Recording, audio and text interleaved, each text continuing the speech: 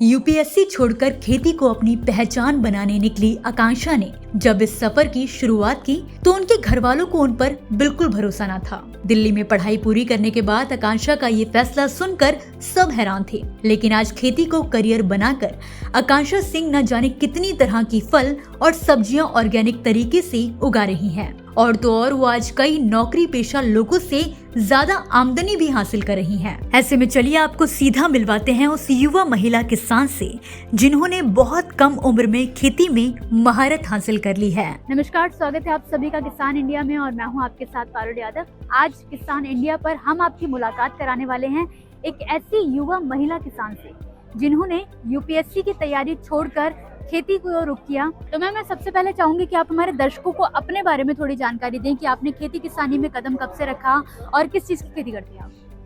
Actually मैंने 5 years Delhi में ही roof top gardening की ट्रेनिंग दी। ऑर्गेनिक फार्मिंग लोगों को सिखाया, गमले में उगाना। चैलेंज जो ये है कि हम जो भी खा रहे हैं कुछ भी शुद्ध नहीं आ रहा है। सारी सब्जियों में केमिकल है और बीमारियां आप देख रहे हो कितनी तेज़ी से बढ़ रही हैं। तो एक अवेयरनेस का जो लेवल है वो अभी लोग जो अवेयर भी वो भी कर नहीं पा रहे हैं। उनके पास चैलेंजेस हैं। लोग जो शहरों में अवेयर हो रहे हैं उनके पास करने के लिए ज़मीनें नहीं हैं और गांव में अवेयरनेस का लेवल कम है।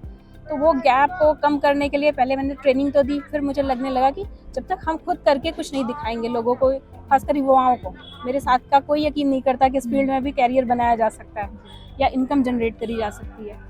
तो फिर मैंने शुरुआत किया। मैंने अभी फार्म भी ले लिया लीज पे और मैं उगा भी रही हूँ। फ्रूट फार्मिंग और वेजिटेबल फार्मिंग चल रही है, उस पर एक्जॉटिक वेजिटेबल्स उसका मैं सप्लाई भी कर रही हूँ लोगों को, वैल्यू एडिशन भी कर रही हूँ। जो प्रोडक्ट्स मेरे पास, चाय की बहुत सारी वैरायटी है मेरे पास, फ्लावर्स टी भी बनाते हैं हम लोग, वो सारी सप्लाई कर रहे हैं। लोग पी रहे हैं, रिस्पांस बहुत अच्छा आ रहा है। अभी मेरे पास इतने प्रोडक्ट भी नहीं है जितनी डिमांड आ रही है। ओके, तो मैम जैसे कि आपने बताया आप कई तरह की फसलों की खेती करें, एक्जॉटिक वेजिटेबल्स भी शामिल हैं उनमें। तो सबसे पहला मेरा सवाल मैम ये है कि आपने शुरुआत कब से की और ख्याल कैसे आया? क्योंकि आजकल जनरली देखा जाए तो जितने भी हमारे देश के युवा हैं वो खेती किसानी की ओर शायद ही जाना चाहते हैं। बहुत कम लोग हैं जो इस जनरेशन के लोग जो हैं वो खेती किसानी में जाना चाहते हैं। तो मैम आपको ख्याल कहाँ से आया कि आपको खेती करनी है और आप किस किस फसल की खेती कर रहे हैं उसके बारे में बताएं। एक होता है कि चैलेंज एक्सेप्टेंस वाली बात होती है।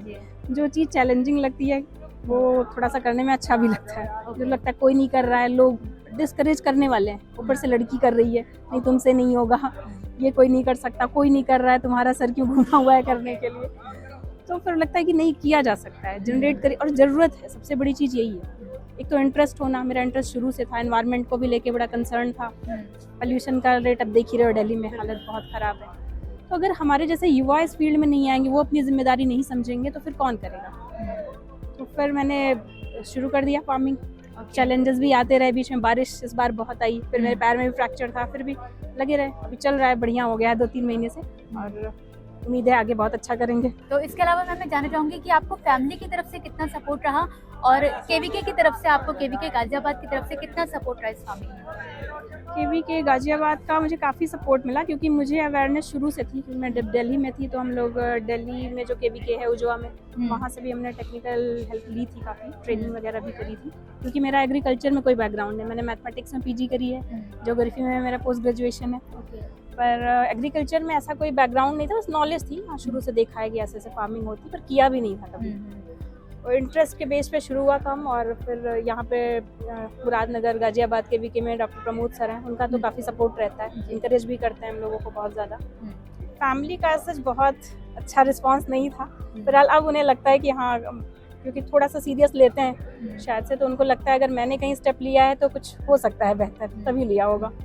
तो अभी उनका आता है समर्थन। शुरुआत में मैंने बताया ही नहीं था। अच्छा, अपने स्टैंड पे मैंने शुरू किया और अभी होने लगा बेहतर, तो उम्मीद है वो और भी सपोर्ट भी करेंगे आगे। और अभी मैं फ़ायदे की बात करूं तो आपको कितना फ़ायदा खेती किसानी से हो रहा है? एक तो सबसे बड़ी चीज़ होती है कि हर बेनिफिट को हम मॉनेटरी बेनिफिट में नहीं कैलकुलेट कर सकते। मॉनेटरी एक सेकेंडरी चीज़ है, एक सर्कुलेशन के लिए बहुत ज़रूरी है। हमें कुछ भी करना है तो पैसे चाहिए। और एक सबसे बेसिक जो होता है, इसको हम बहुत इग्नोर करते हैं, खासकर युवा, हेल्थ। हेल्थ में हमारा कोई फोकस नहीं होता। पैसे लेना है, कार लेना है, घर बनाना है, तो हेल्थ मतलब मैंने लास्ट इंटरव्यू में भी बोला था, मैंने 15 ईयर से कोई टैबलेट नहीं खाई। तो ये सारी मेरी हर्बल चीज़ें, या शायद प्रकृति के साथ मेरा इतना अच्छा इंटरेक्शन है कि मुझे ज़रूरत नहीं पड़ती। बहुत सारे हेल्थ इश्यूज होते रहते हैं। मैं भी इसी पल्यूटेड एरिया में रह रही हूँ, तो मुझे भी दिक्कत होती है, पर वो कंट्रोल हो जाता है क्योंकि जब आप नेचर से कनेक्ट करते हो तो बहुत सारी चीज़ें नेचुरली क्योर हो जाती हैं। और मैम जैसे कि आपने ऑर्गेनिक फार्मिंग की बात की कि आप ऑर्गेनिक फार्मिंग करते हैं हेल्थ कंसर्न को लेके, तो कौन कौन सी फसलें हैं जो ऑर्गेनिक तरीके से आप उगा रही हैं, या फिर आप सभी फसलें ऑर्गेनिक तरीके से उगा रही हैं, और मार्केट में इनका क्या प्राइस मिलता है आपको? मेरा जो मेन मोटिव था ऑर्गेनिक की तरफ आने का, वो शुरू हुआ था उत्तराखंड के किसान मुझसे मिले, वो जब दिल्ली में मैं थी तभी। उनका बार बार कंसर्न था कि हम लोग बहुत मेहनत करके उगाते तो हैं, पर वो जो गैप है मार्केटिंग का, वहाँ के किसानों का प्रोडक्ट यहाँ तक नहीं पहुँच पाना, यहाँ के लोग वहाँ जाके नहीं ले सकते, तो एक मार्केटिंग बहुत बड़ा इशू है। तो वो गैप भी मैं कम कर रही हूँ। मैं मार्केटिंग और ब्रांडिंग पे भी थोड़ा फोकस कर रही हूँ, वैल्यू एडिशन भी कर रही हूँ अपने प्रोडक्ट्स का। अभी मैं बहुत ज़्यादा चीज़ें तो नहीं उगा रही हूँ क्योंकि मेरे पास अभी ज़मीन कम है।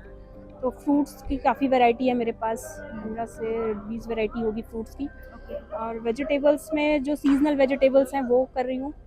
कुछ मसाले हैं, गुड़ हैं प्रोसेस्ड, वो सारी चीज़ें अभी पैकेजिंग के फॉर्म में लोगों तक पहुँच रही हैं। ओके, तो मैम आपके जो प्रोडक्ट्स हैं वो अभी देश में या फिर दिल्ली एनसीआर में कहाँ कहाँ पहुँच रहे हैं?